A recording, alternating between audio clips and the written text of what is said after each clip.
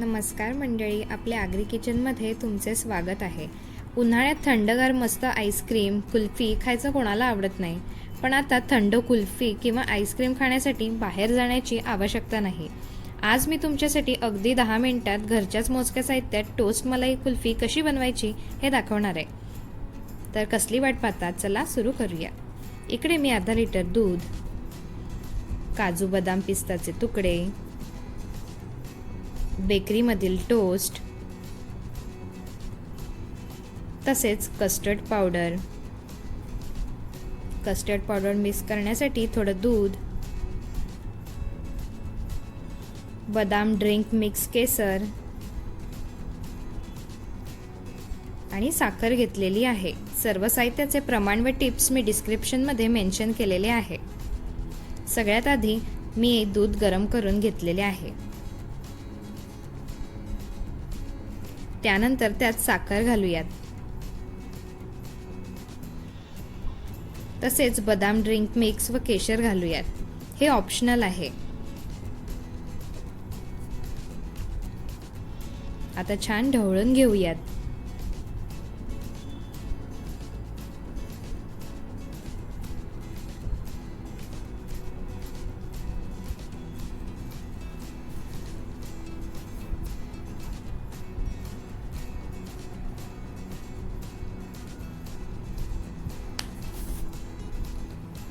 साखर विरघळेपर्यंत आपण custard powder दुधात मिक्स करून घेऊयात.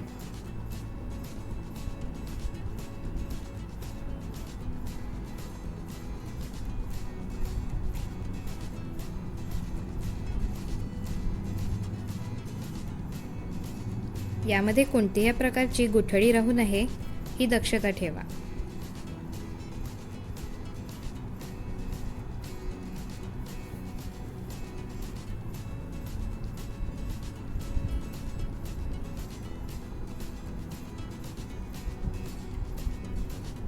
तसेच एका साईडला मिक्सरमध्ये टोस्टचे असे तुकडे करून आपण पावडर करून घेणार आहोत.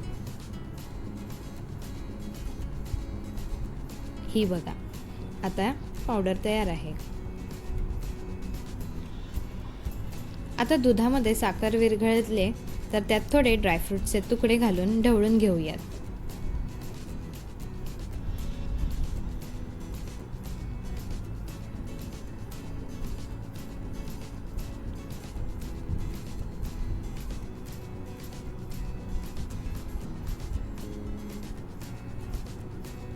दुधाला उकाळा आला की त्यात कस्टर्ड पावडर मिक्स केलेलं दुधाचं मिश्रण घालूयात, म्हणजे दूध छान घट्ट होईल.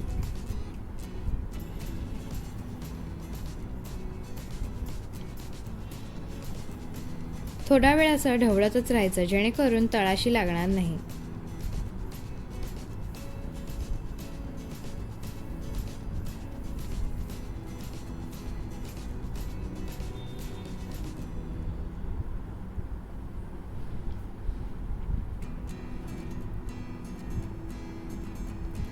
आता दूध घट्ट झालंय.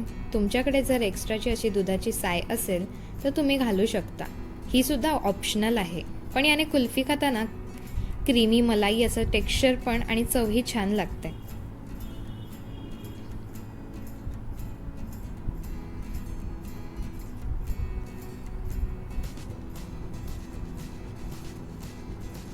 आता आपण गॅस बंद करायचा आणि टोस्टची पावडर घालून छान मिक्स करून घेऊयात.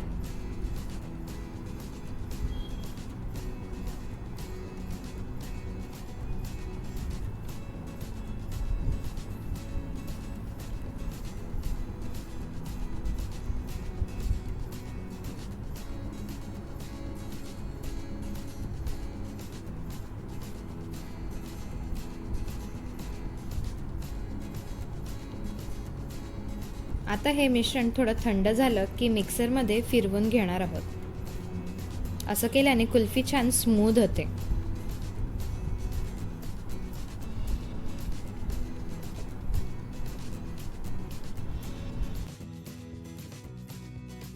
आता मी कुल्फीच्या मोल्डमध्ये हे मिश्रण घालते. तुमच्याकडे हा मोल्ड नसेल तर तुम्ही छोटी वाटी, प्लास्टिकचा डब्बा देखील फ्रीझरमध्ये ठेवून आईस्क्रीम फ्रीज करू शकता. वरून सजवण्यासाठी आवडीनुसार ड्रायफ्रुट्स देखील घालू शकता. आता ही कुल्फी मी फ्रीझरमध्ये 5 ते 7 तास ठेवणार आहे. ही बघा, आपली टोस्ट मलाई कुल्फी तयार आहे. जर अजून सॉफ्ट क्रीमी टेक्स्चर तुम्हाला हवं असेल तर तुम्ही पुन्हा एकदा मिक्सरमध्ये लावून फ्रीज करून घेऊ शकता. आहे की नाही सोपी आणि घरच्या घरी लहान असो वा मोठा असो सगळ्यांनाच ही नक्की आवडेल. तुम्हाला कशी वाटली ही रेसिपी मला कमेंटमध्ये नक्की सांगा. आणि चॅनलला नवीन असाल तर सबस्क्राईब आणि बेल आयकॉनवर प्रेस करायला विसरू नका. तर पुन्हा भेटूयात अशाच मस्त रेसिपी घेऊन. धन्यवाद.